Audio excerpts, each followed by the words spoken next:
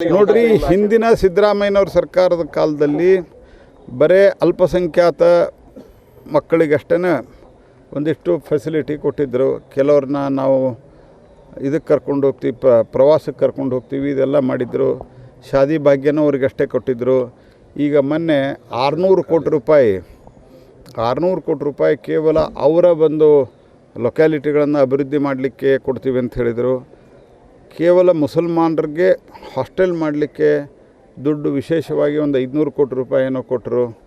ಇವತ್ತು ಅವ್ರು ಏನು ಕೇಳಿದ್ದಾರೆ, ಇದರದೆಲ್ಲ ಪರಿಣಾಮ ಇವತ್ತು ಅವ್ರು ಚಾರ್ಟರ್ ಆಫ್ ಡಿಮಾಂಡದಲ್ಲಿ ಏನಿದೆ, ನಮಗೆ ಪ್ರತ್ಯೇಕ ಬಜೆಟ್ ಕೊಡಬೇಕಂತ ಕೇಳ್ಯಾರ.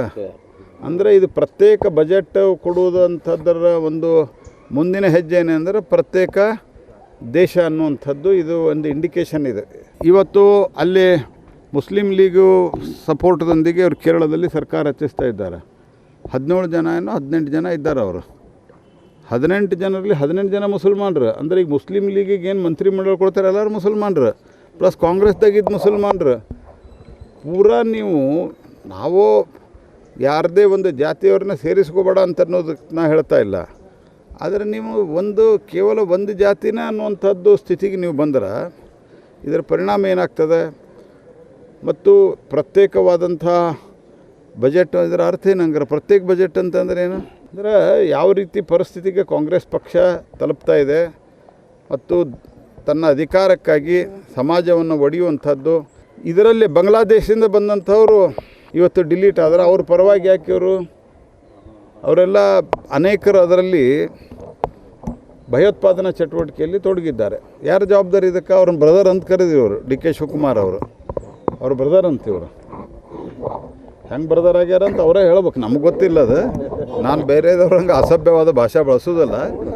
ಇವ್ರಿಗೆ ಬ್ರದರ್ ಹೆಂಗಾದ್ರೆ ಅವ್ರು ಅಂತ ತಿಳ್ಕೊಂಡು ಸ್ವಲ್ಪ ಹೇಳ್ಬೇಕು ಅವ್ರೆ.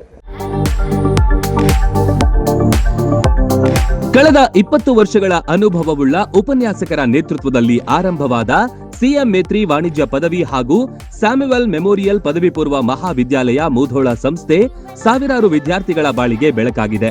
ಸತತ 3 ವರ್ಷಗಳಿಂದ 100% ಫಲಿತಾಂಶ ಪಡೆಯುತ್ತಾ ಬಂದಿದೆ. ಹಲವಾರು ವಿಷಯಗಳಲ್ಲಿ 100ಕ್ಕೆ 100 ಅಂಕಗಳನ್ನು ಪಡೆದಿದ್ದಾರೆ. ರಾಣಿ ಚೆನ್ನಮ್ಮ ವಿಶ್ವವಿದ್ಯಾಲಯಕ್ಕೆ ರ್ಯಾಂಕ್ ಹಾಗೂ ಪಿಯುಸಿಯಲ್ಲಿ ಜಿಲ್ಲಾ ಮಟ್ಟದ ರ್ಯಾಂಕ್ ಲಭಿಸಿದೆ. ನುರಿತ ಬೋಧಕರು, ಅತ್ಯಾಧುನಿಕ ಕ್ಲಾಸ್ ರೂಮ್, ಬೃಹತ್ ಲೈಬ್ರರಿ, ಆಟದ ಮೈದಾನ ಹೊಂದಿದೆ. ಪಠ್ಯದ ಜೊತೆಗೆ ಕ್ರೀಡೆ, ಸಾಂಸ್ಕೃತಿಕ, ಶೈಕ್ಷಣಿಕ ಪ್ರವಾಸ, ಸ್ಪರ್ಧಾತ್ಮಕ ಪರೀಕ್ಷೆಗಳಿಗೆ ಒತ್ತು ನೀಡಲಾಗುತ್ತೆ. ಈಗಾಗಲೇ ಅಡ್ಮಿಷನ್ ಆರಂಭವಾಗಿವೆ. ಸೀಮಿತ ಸೀಟ್ಗಳು ಮಾತ್ರ ಲಭ್ಯವಿದೆ. ನಿಮ್ಮ ಮಕ್ಕಳ ಭವಿಷ್ಯ ನಿರ್ಮಾಣವೇ ನಮ್ಮ ಗುರಿ. ಸ್ಥಳ: ಪದ್ಮಾವತಿ ಕಾಲೋನಿ, ತಲಾಠಿ ಆಸ್ಪತ್ರೆ ಹತ್ತಿರ ಮತ್ತು ಐಶ್ವರ್ಯ colony, Anandnagar, Mudhol.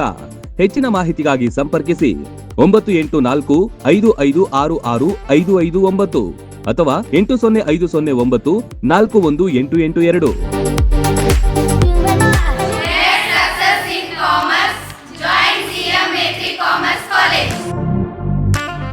Run TV news videos ನೋಡಲು ಸಬ್ಸ್ಕ್ರೈಬ್ ಮಾಡಿ, ಬೆಲ್ ಐಕಾನ್ ಪ್ರೆಸ್ ಮಾಡಿ.